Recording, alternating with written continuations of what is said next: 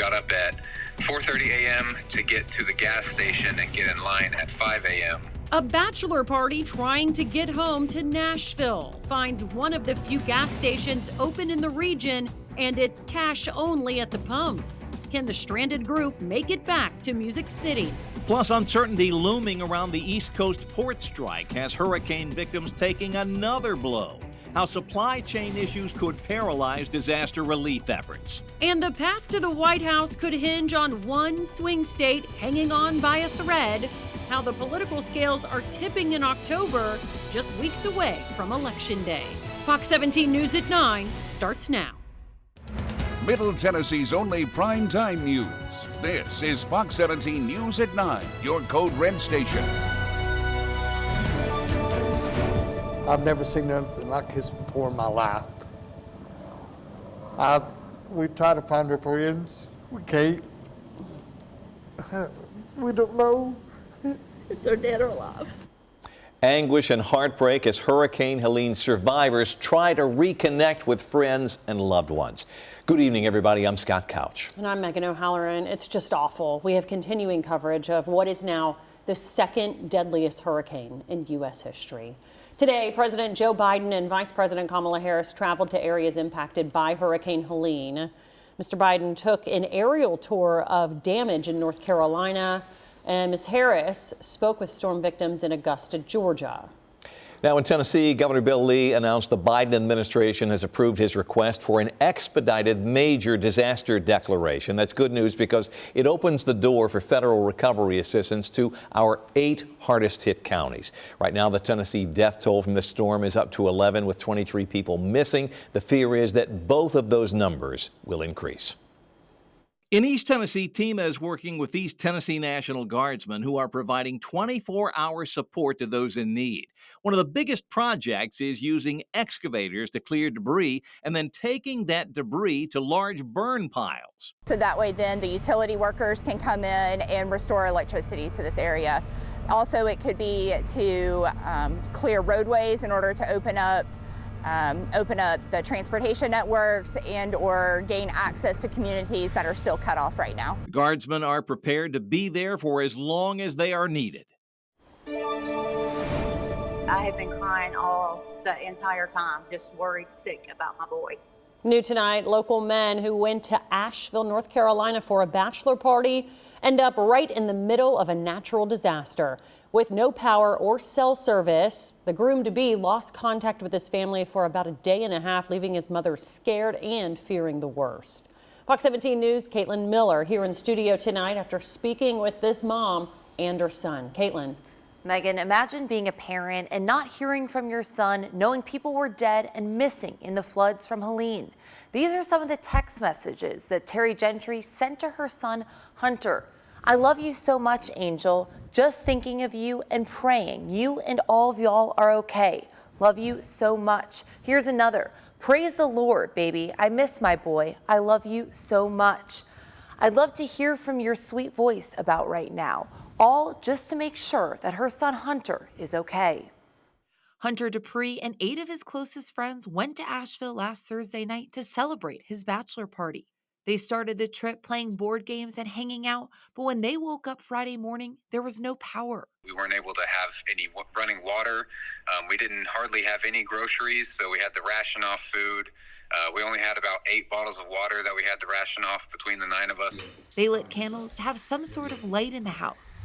You can see the text exchanges between Hunter and his mother, Terry, start to change. Hunter said, "We're good. No cell service either. No power." Then it got worse. Terry sent another text to her son at 3:11 in the afternoon Friday, and then again at 6:30 to check in, but still no response. I was a nervous wreck, scared to death. Gentry says she was checking in almost every hour, sending texts like praying y'all are safe. I know God's got y'all, and y'all have each other. She continues throughout the night into Saturday, saying, I love you so much. I know you want to reach out, but just can't. And then finally, relief, when Hunter was able to respond at 9:47 on Saturday night, saying, hey, we can't call you, but we are good. I lost it. it was for joy then. Hunter says they felt stranded because both of their cars only had about 30 miles left of gas. So they got up at 4:30 Sunday morning to get in line at the gas station. We were in line for about 2.5 to 3 hours. And then finally they opened the pumps, they opened the store. But the word was they only had 400 gallons of gas. Fortunately, both cars were able to fill up, and they were able to get their first real meal since Thursday night. Everyone says that this is a bachelor trip that they'll never forget. Hunter says that he's just happy that all of him and his groomsmen are okay. You can see them right here. They were at Bojangles for their first meal on Sunday morning. He says that he feels badly for all the families who are still missing their loved ones in Asheville. Reporting from in studio, I'm Caitlin Miller, Fox 17 News, your Code Red station. It is kind of to use the word, perfect storm for the trucking business right now. In the economy, experts warn that Middle Tennessee will soon feel the pain of the port strike that's going on along the East Coast and the Gulf Coast down south. It's adding stress in the aftermath of Hurricane Helene, which obliterated some critical trucking routes both in East Tennessee and over in the western part of North Carolina. Fox 17 News' Kylie Walker in studio now with more on this concerning problem. If major interstate damage wasn't enough of a slowdown, shipping ports have come to a screeching halt. And it's also promising to be a recipe for disaster for everyone from workers to consumers. Thousands of dock workers from Maine to Texas are on strike picketing for a fair contract. The trickle-down effect is paralyzing truck drivers with everyday shipments and deliveries. It comes as transportation grinds to a halt, with Hurricane Helene washing out major interstates. 26,000 vehicles a day go down I-40. And they right now cannot go through the mountains. Professor Andrew Borchers with Lipscomb University says it's causing a two-way impact on both imports and exports. One town may have a different issue than the next town, but we're going to see shortages or difficulties from this situation. Borchers expects delayed shipments and missing grocery items in stores. Companies have to become more resilient to those things because increasingly the world is not a stable place. As a result, truck workers are left scrambling. It is kind of to use the word, perfect storm. For the trucking business right now, it is really, everything is working against it. And I've been in the trucking business for over 35 years, and it's really hard right now. With I-40 shut down, a key route into Tennessee, drivers must find alternative routes. Jeff Russell of Specialized Transportation in Clarksville says his drivers are facing 10 to 12-hour delays, potentially resulting in canceled shipments. They're getting paid the same amount of money, but it's taking them double the hours to make it to those places. As of right now, TDOT says no time frame for reopening has been established. Russell, that trucking company owner that you just heard from, feels blessed, though. Despite all of these challenges, he still has his home and his business, while others have lost everything in the storm. And we, of course, deeply appreciate all the brave individuals working tirelessly to assist those in need through all of this. In studio, Kylie Walker, Fox 17 News, your Code Red station. Continuing our coverage in the aftermath of Hurricane Helene, the Second Harvest Food Bank of Middle Tennessee is stepping up to help victims of this devastating flooding. Volunteers are working around the clock to help the organization pack boxes of supplies for those in need. The Middle Tennessee organization funneling those items to multiple states recovering from the storm. We'll have a crew of volunteers come in. They'll pack in boxes, both fruits, vegetables, meats, prepared meals. Those boxes will then be consolidated, and we will feed those over into the East Tennessee area, into the Carolinas, and into Florida. Second Harvest of Middle Tennessee says they're packing enough food boxes to fill 30 tractor trailers. You can volunteer to help over the next 4 to 6 weeks. They have a volunteer shift available in the morning as well as the afternoon and evening. All it needs is a little bit of power and a clear view of the sky, and you've got people back connected again. From Middle Tennessee with Love, the civilian effort to get East Tennessee flood victims back online. The port strike is creating panic buying. We'll be missing from shelves when you go shopping. We track severe weather. Our forecasts pinpoint a storm's path. Showing when it'll hit your neighborhood. Fox 17 News, Code Red Weather. Alert. Empowers. Protects. Fox 17. Continuing coverage now on relief efforts for East Tennessee victims of former Hurricane Helene. Now, beyond the basic essentials, one of the biggest issues right now for these flood victims is communication. Cell phone and internet service is spotty if people have it at all. And joining us now with more on that is Mid-State conservative commentator and documentary filmmaker Robbie Starbuck, who is leading a civilian effort to address this need. Robbie, first of all, thank you for joining us, and please explain to folks what you're doing. Yeah, thanks for having me. On Sunday, my wife and I were sitting, actually we're on baby watch right now. We're waiting for baby number 4, and we're sitting there and we were getting word from some close friends that there were serious connection issues out in East Tennessee. When we understood the range of it and that was responsible for so many families being worried about their loved ones, we said, we've got to fix this. We have the power to fix this. Let's do it. So I sent out my guys the following morning on Monday. We bought out every Home Depot in Middle Tennessee, all their Starlinks. And my guys went out to East Tennessee and they started installing immediately. We're coordinating with local officials.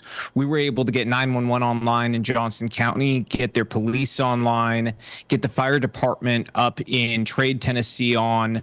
We've got these Starlinks set up in central hubs in many different parts of East Tennessee where there has been no power. We've got it up to Roan Mountain. We've got it up to Mountain City. If you will, explain to people exactly how these Starlink devices work.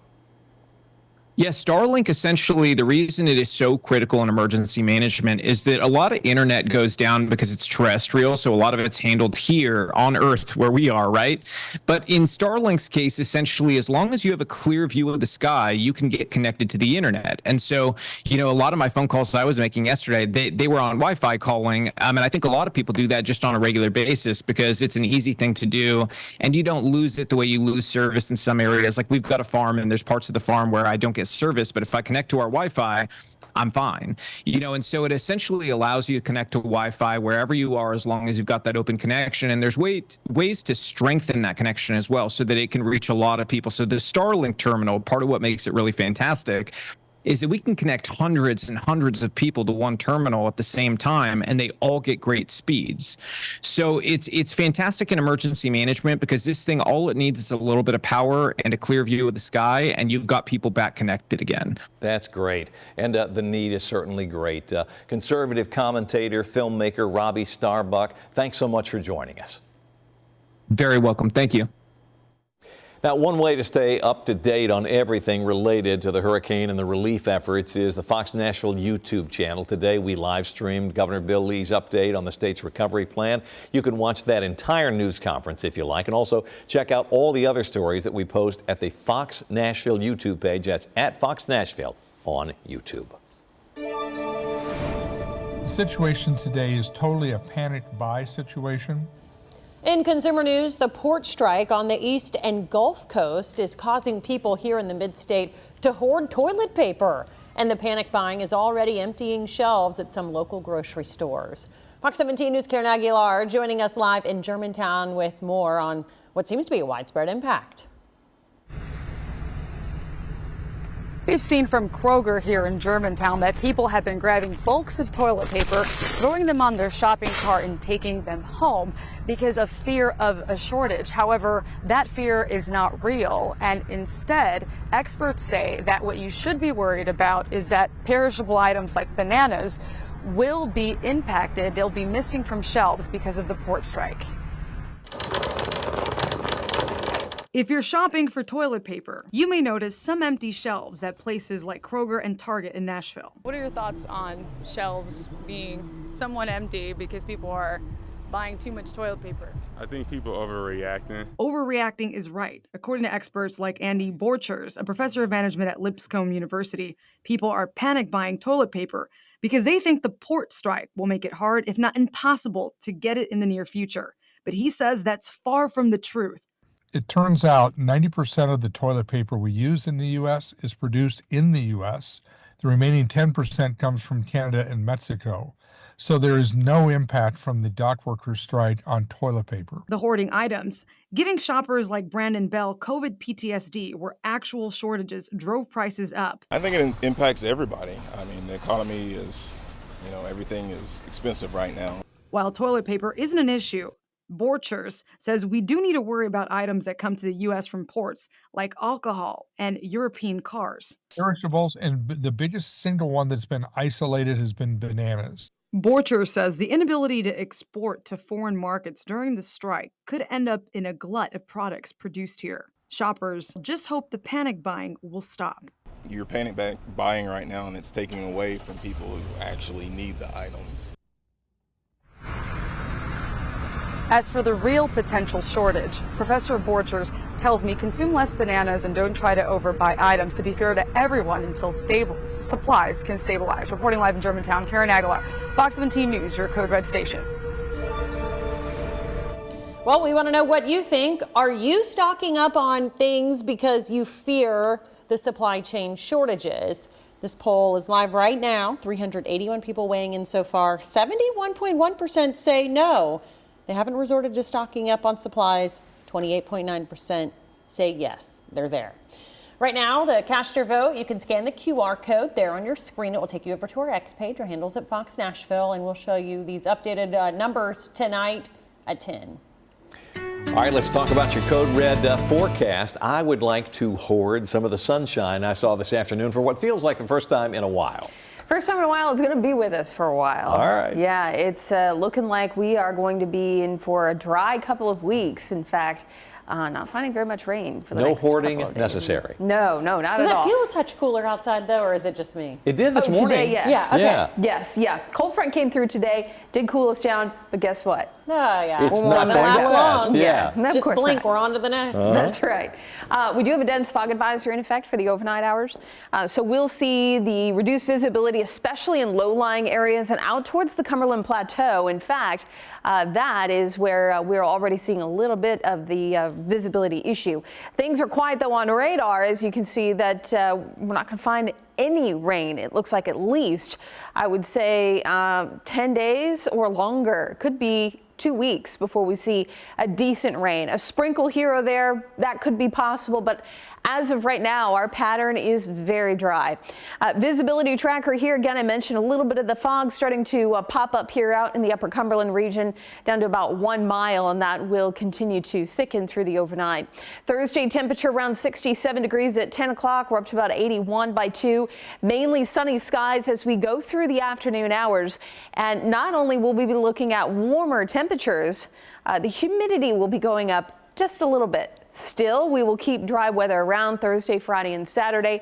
It's going to be a great time to get the car washed because we'll have that dry weather around for a while, so hopefully it'll stay a little cleaner a little longer. As we take you through Thursday morning, you can see a couple clouds around, mainly going to be dealing with some low-level fog like we've had the past few days, even a low cloud deck that will burn off as we head into the early afternoon hours. As we head towards noon, you can see a couple clouds hanging with us. Partly cloudy skies will be the story as we head through the day and into the evening, all the while keeping winds relatively light. That light to little wind for the overnight hours will be one of the things needed for the fog to develop for us, along with the clear sky that we have.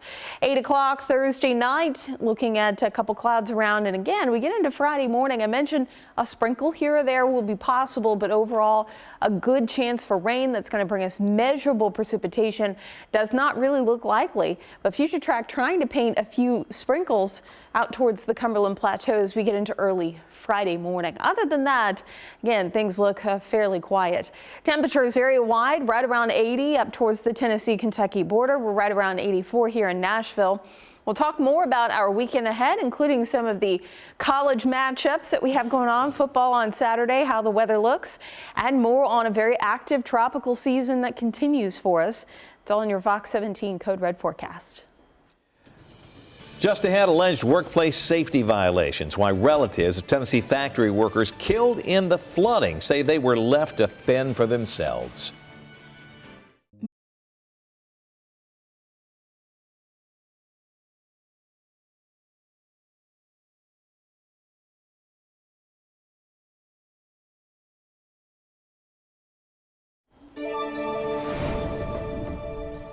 A workplace safety investigation is now underway in East Tennessee because of the deadly flash flooding caused by remnants of Hurricane Helene. Take a look. This video shows the raging Nolichucky River near the Impact Plastics building in Irwin. Now, some workers there were killed after being swept away by the floodwaters. Families of those workers say their loved ones were never told to evacuate. Tonight, state labor officials are investigating the situation for potential violations. A Fox 17 News report sends a Tennessee lawmaker springing into action. The issue he felt so deeply about after watching our story that has him now proposing new legislation. Both campaigns zero in on the swing states that could decide the election. I'm Matt Gelka in Washington, and I'll show you where the race stands coming up.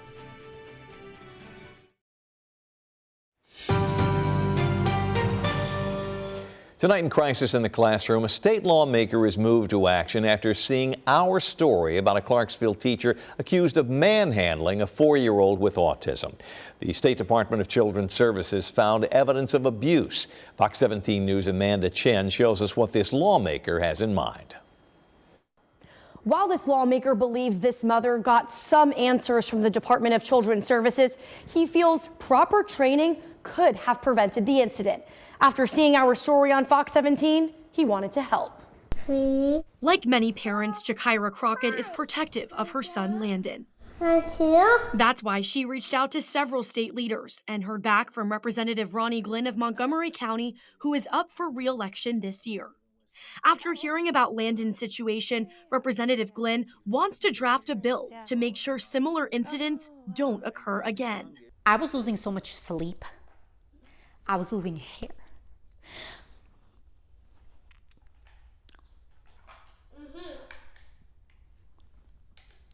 And I was not able to fully be the mom that I needed for my kid. Fox 17 News' Amanda Chen. Back in February, Fox 17 News first told you about the director of schools confirming this teacher pulled Landon's hair, grabbed his wrist, and put her hand on his mouth. Landon has autism and was non-speaking at the time of the incident. This teacher denies putting hands on Landon. And I can understand that sometimes folks lose their temper, and but anytime someone put their hand on a child, then that's a serious violation right there. Representative Glenn sits on the Education Committee. I think there's some training we can do, some additional training to help our teachers. Give them the resources to work with exceptional kids and exceptional behavior. This lawmaker hopes there are lessons learned and wants to put teachers and students in a place to be successful. We never want parents to feel like no one cares because we all care. And we want teachers to know that we're on their side as well. Representative Glenn also wants Crockett to speak on the House floor and talk about her son's story. He believes there would be bipartisan support for this bill and hopes to have it drafted for this upcoming legislative session. Reporting in the studio, I'm Amanda Chen, Fox 17 News, your Code Red station. State Representative Ronnie Glenn is being challenged in November by Republican Jamie Peltz. Crisis in the Classroom is our ongoing commitment to you, our customers, to expose problems in our schools and to look for solutions. If you have a story you'd like to see us cover, tell us about it in an email. Send that to news@fox17.com, or you can phone our tip line 615-266-4149. In the race for the White House, a tight race is shaping up in a crucial battleground state. Several of them, as a matter of fact, as the candidates make a final push for votes following last night's big vice presidential debate. Fox 17 News' Matt Gelka breaks down the numbers needed to win some of the key swing states. There were multiple times in the vice presidential debate where both candidates tried to speak directly to the undecided voters tuning in. Ask yourself at home, when was the last time, I'm 40 years old, when was the last time that an American president didn't have a major conflict break out? The only answer is during the 4 years that Donald Trump was president. Those of you listening, this is critical to you. Now, Donald Trump all of a sudden wants to go back and remember this. He ran on the first thing he was going to do on day one was to repeal Obamacare. And it's those undecided voters in a handful of key states that could sway the entire election. New swing state polling released Wednesday from the nonpartisan Cook Political Report shows just how tight the margins are. Vice President Kamala Harris was leading, but barely, head-to-head against Donald Trump in 5 swing states. Trump was ahead by 2 points in Georgia, and the two candidates were tied in North Carolina. Any lead Harris or Trump had was within the margin of error of the poll, meaning it's still a toss-up in the states that might decide the whole thing. Both campaigns game planning for every election scenario, so we wanted to show you a couple. This is the electoral map with the blacked out states, those swing states we've been talking about, but the entire election could come down to Pennsylvania. For example, if the vice president were to sweep the Rust Belt and then capture the Keystone State, she gets to 270, she wins the election. But on the other hand, if the former president were to capture Pennsylvania and also sweep these southern states down here, that's 270, the rest of the map doesn't matter. The map math explains the focus of both campaigns this week. Walz hit Pennsylvania for his first post-debate stop, while Vance went to Michigan. Harris surveyed storm damage in Georgia before planned visits to the Rust Belt. Meanwhile, Trump will swing through North Carolina and Michigan before returning to the site of his near assassination in Pennsylvania. Reporting in Washington, I'm Matt Gelka. Pretty quiet night ahead with temperatures dropping back into the mid-50s, dare I say a bit cool for us for tomorrow morning. If you want to get out early, maybe get some exercise in, you will be battling a little bit of fog for the morning hours here. 7 a.m., 56 our temperature with the potential for some dense fog that'll be around through, I would say, about 8, 9 a.m. The dense fog advisory will go until 9 o'clock in the morning. And then as we head into the deeper part of the morning hours, we're looking at the fog to lift, the sunshine to return, and temperatures in those mid to upper 60s, eventually climbing into the 80s. So 84 in Nashville with Dickson around 83 degrees, Camden and Linden around 82 to 83. May see some upper 70s out towards Cookeville and Crossville, but the good news is all of us are looking at that sunshine to enjoy. Coming up, still dealing with quite a bit of activity in the tropics. It looks like we may have our new named storm very shortly, probably within the next 24 hours. We'll talk about where it is and where it's headed coming up. Thank you, Katie. Also ahead, do the Titans have a quarterback controversy? New head coach Brian Callahan addressing the elephant in the room as the team enters its bye week.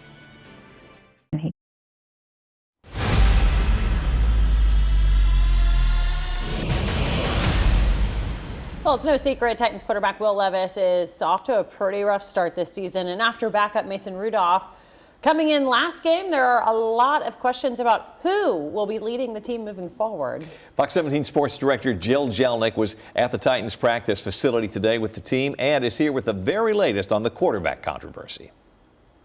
The Titans' win over the Dolphins on Monday Night Football was a complete team effort, and that included 2 different quarterbacks. Starting quarterback Will Levis left the game in the first quarter with an injury to his right throwing shoulder, and backup quarterback Mason Rudolph came in for the remainder of the game. Rudolph did pretty well in his Titans debut. He was 7 of 19 for 85 yards in the team's first win, and head coach Brian Callahan afterwards noting that he didn't do anything bad to hurt the team, which was most important. Coach Callahan also noting afterwards, though, that when Levis does come back healthy, he will be the starter moving forward. And he made it very clear there is no quarterback competition here in Nashville.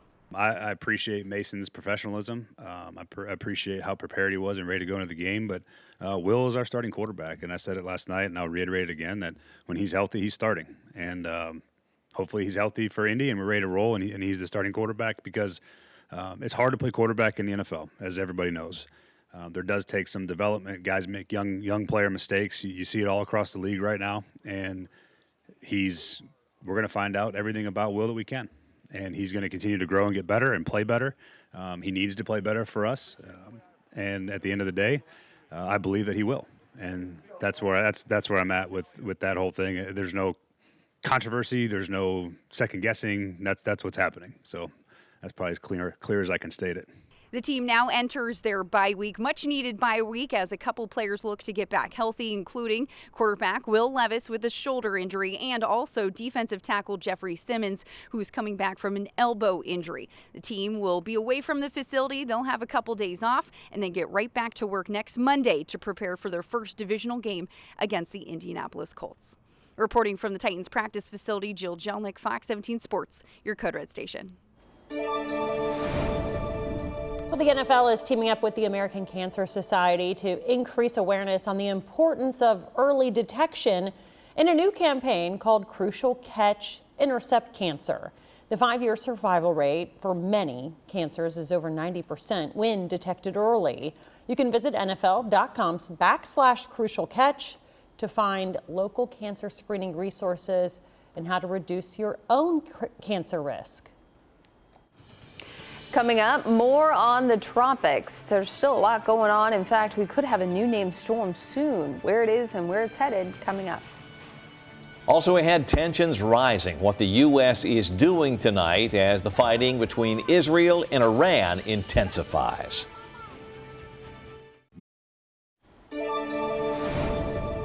Making news around the world as Iran attacks Israel with a major missile attack this week. The U.S. says it will become involved if any American forces are targeted. Fox 17 News' Matt Galka with more tonight on the deadly conflict.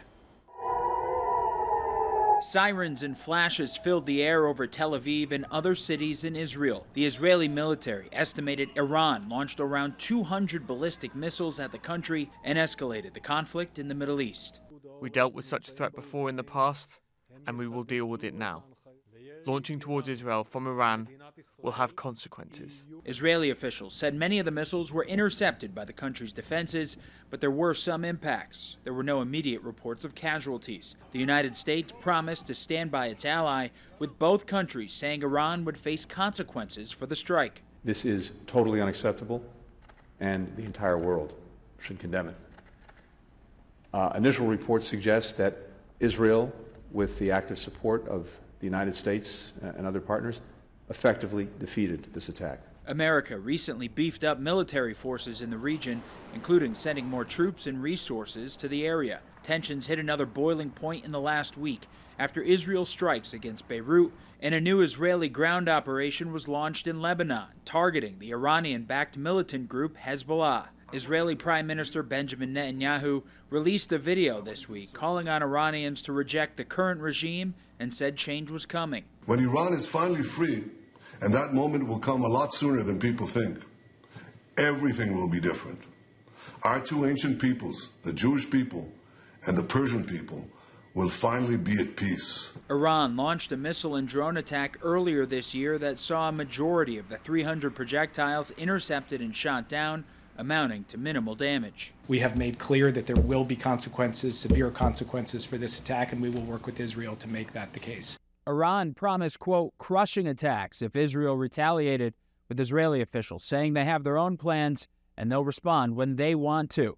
Any response could dictate the course of the war in the Middle East. Reporting in Washington, I'm Matt Gelka. Well, here at home for tomorrow morning, we're going to be looking at some patchy fog with temperatures hovering in those mid-50s. Coffee Cast looking pretty good, though. The fog should begin to lift as we head towards mid to late morning. So let's turn our focus to the tropics, which remains quite active. I have Hurricane Kirk's information up on screen, I should say, and that is right here. So easily able to pinpoint where Kirk is. It has a well-defined eye. Max winds at 125 miles per hour. We have another storm that we are watching very closely, though, behind Kirk, and that looks like it could be our next named storm. Let's start with Kirk, though. Expected to be, it is Category 3, by the way, expected to become a Category 4 hurricane, and then will curve, continuing its way into the ocean. What's interesting about Kirk, though, although it is not expected right now to have any problems over land, this is what we call a fish storm, and will not impact anyone here in the U.S. It's possible once it is post-tropical that we could be looking at quite a storm system for the UK down the road. So this one will be very interesting to watch.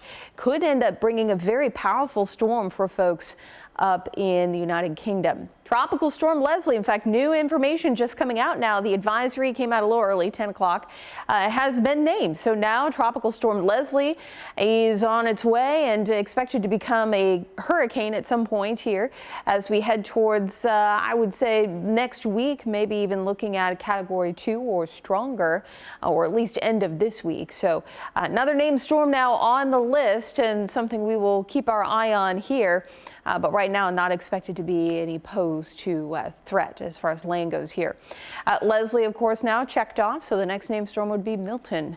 And we still have quite a bit of ways to go for hurricane season, all of October and into November, where we can still have activity. I do want to touch again on the Gulf. I get a lot of folks messaging me, asking me, what about this other hurricane that's in the Gulf? It does not look like that we will have tropical development here out of the Gulf of Mexico. There are two areas that we're watching, one here and one here. Both of them seem to be unfavorable for organized tropical development. But what it does have is quite a bit of rain. So if you're wondering where's the rain, if it's not here in Tennessee, and we're going to be dry for a couple of weeks, a lot of it is going to be here in the Gulf of Mexico. And in fact, we walk you through the next few days, you can see the stationary boundary keeps a lot of the rain in the Gulf. What it will do will likely bring quite a bit of rain for folks in central and southern Florida. So that will be something that we'll have to pay attention to. Even though it may not be named as a tropical system, it can bring a lot of rain, and that's what it's looking like for folks in Florida as we head towards the weekend. And high temperatures close to home here. Nashville around 84, Franklin, Smyrna around 84 as well. We take a look at your 7-day forecast, and again, temperatures a little above average for this time of year, which is about 79. We will stay in the 80s through the weekend, with 70s returning by early next week. Thank you, Katie. Also had a major complication, the challenge ahead for drivers who use Interstate 24 to get to and from work. And it's the second leading cancer diagnosis of women behind skin cancer, and new eye-opening research is finding a trend in 2024. Why it's not all bad news. Starting tomorrow, a ramp closure on Interstate 24 in South Nashville could very well impact your drive coming and going. The ramps essentially will allow traffic on East 24 to a point. You're going to have to make a detour right in here, right before you get to Interstate 440. They are resurfacing these lanes right here. What are you going to have to do? You're going to have to come down Interstate 440 and get off on Nolensville Road.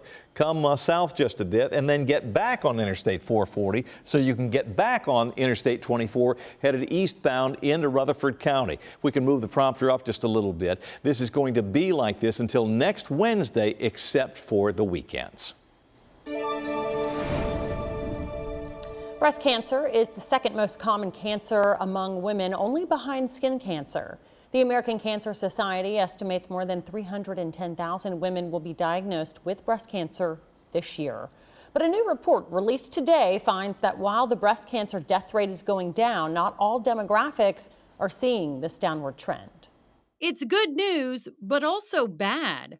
First, a new American Cancer Society report reveals overall breast cancer death rates have plummeted 44% in the past 35 years. Which is really a dramatic decrease. And we think that's, over 500,000 breast cancer deaths have been averted, which is really spectacular. But researchers also discovered an upward trend in breast cancer incidence, with the steepest increase in women younger than 50, rising by 1% each year between 2012 and 2021. And Asian American and Pacific Islander women of any age increasing in that time by up to 2.7% a year. The report also says that while more white women are diagnosed with breast cancer, more Black women die from it, especially young Black women. So if you're a Black woman between the ages of 20 and 29, you're really 2 times more likely to die of breast cancer than your white classmate or your white colleague. Dr. William DeHaut believes screenings and new treatments have led to the overall breast cancer death rate drop. But he says closing the disparity gaps for all women will take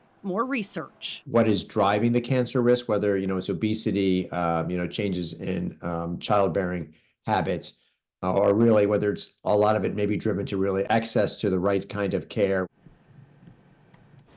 Spiraling costs, just how much more you will have to pay to heat your home this winter.